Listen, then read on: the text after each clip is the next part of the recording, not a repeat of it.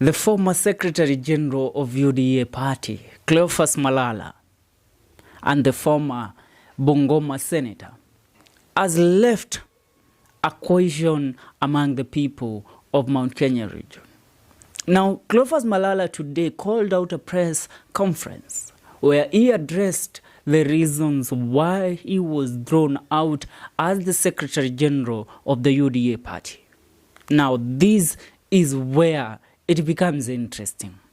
Cleophas Malala claims that his main reason to be thrown out as the Secretary General of UDA party is because he discovered that there were elements in the UDA party that were planning the impeachment or the ouster of the Deputy President of the Republic of Kenya to undermine the office of the Deputy President of the Republic of Kenya, pointing fingers at none other than Kimani Ichung'wah, the Member of Parliament of Kikuyu and also the Majority Leader in Parliament.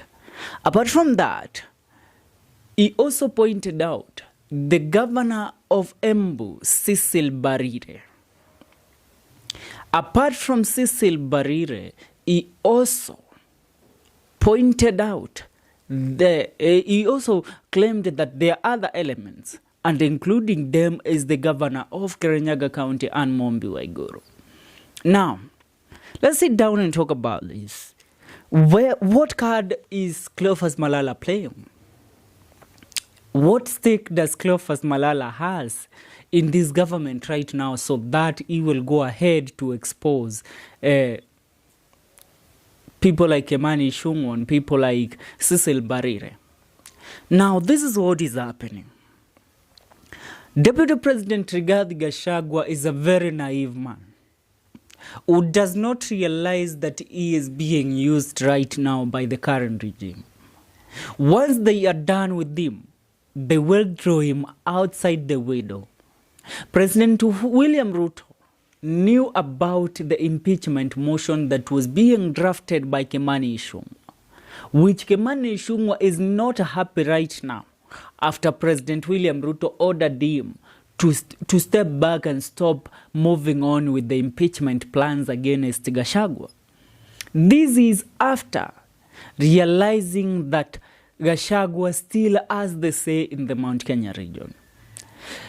President William Ruto sat down and waited and allowed them even to speak about the impeachment of this deputy president. That itself tells you that he is not in support of his DP, that he is not in support of any Gachagua's moves.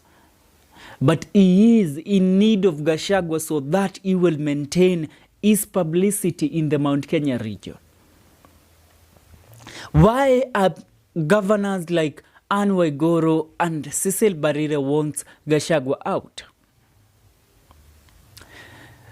Governor Waiguru, I can tell you, she is the major architect in this fiasco. She is the major architect in this fiasco of trying to impeach Rigathi Gachagua. In what perception? Cecil Mbarire, she is just a one-term governor in Embu County. She has just started off. This is her first round as the governor of Embu County. And Cecil Mbarire blamed Gachagua for the invasion that happened at Embu County Assembly and Embu County Governor's office during the demonstrations in June on the Occupy Parliament saga, where cars were burnt at the Embu County government and at the office of the governor of Embu County. So Cecil believes that Gachagua was behind the funding of the demonstrators of Maandamano. And that's why she joined hands with Kimani Ichung'wah, whose office also in Kikuyu was burnt down during the Occupy Parliament Maandamano for the Gen Zs. Are you getting the point? So this connived to have Gachagua impeached and removed out of office because they believed that Gachagua was fighting them, that Gachagua hired guns to go and burn their offices. So why shouldn't they also fight back and have this man impeached? Now, who was supposed to take the seat if Gachagua was impeached? It wouldn't be Kimani Ichung'wah. It wouldn't be Cecil Mbarire, because Cecil Mbarire also looks forward to holding the office of the governor for the second term, so that she can at least appeal to the people of the Republic of Kenya that she is able to hold the office of the deputy president. It is Anne Mombi Waiguru who was meant to be the replacement of Gachagua if Gachagua impeachment motion went through. Ask me why. Anne Waiguru is a second-term governor right now. What does Anne Waiguru has to lose if Gachagua is kicked out? Nothing. And she has to gain everything.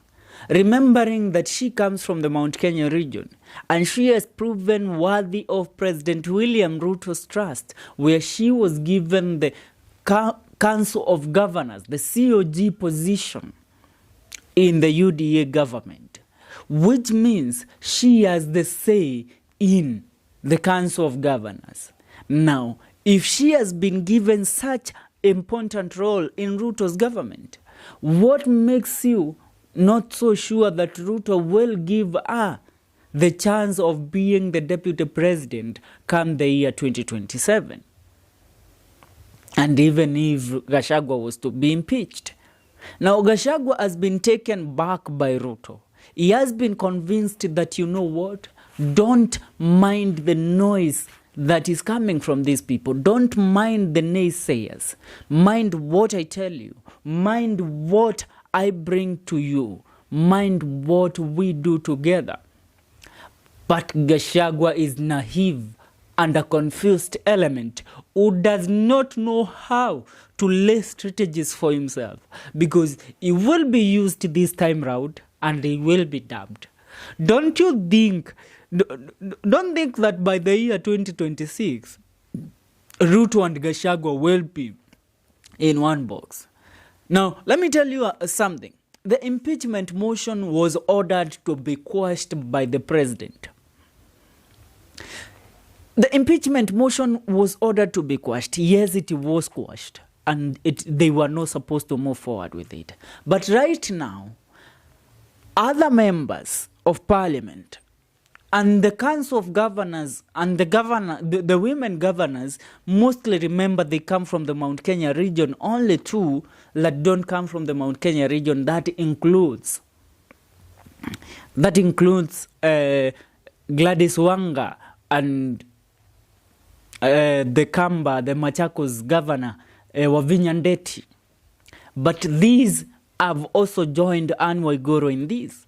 Today we saw them having a meeting where they are claiming that they were in this meeting to help Kawira Mwangaza, the governor of Meru, to fight an impeachment motion that is in parliament, that is in the Senate right now. Are you getting the point? So, these leaders also are going to help Anne Waiguru on how to claim her authority as the DP, because she is aiming for that seat, because come the year 2027, Waiguru cannot run for another chance or for another office again, because you cannot come from being a governor to run for a senator or on a member of parliament seat. So it's either she goes for the position of DP or a ministerial position. And I dare tell you that Waiguru is not going to wait to be selected as a minister, because she won't pass the vetting due to the scandal of the NYS that befell her during the Uhuru Kenyatta regime. So she will make sure that she humiliates Gachagua until she gets a chance to be involved in the ticket that will run for the presidency come the year 2027. That is if Ruto accepts and Gachagua is beaten in his own game. Gachagua should lay out strategies to defend himself in this. Because if he doesn't, what Cleophas Malala has proven today is that Gachagua does not know the big plan and the big game that is here. They are using him right now because they need to get back on the nerves of people. They need to convince the people again and to gain people's trust. Remember, Ruto lost the trust of the people after the maandamano, the Gen Z demonstration. So he is using Gachagua to gain the trust of the people, mostly in the Mount Kenya region. That's what's up.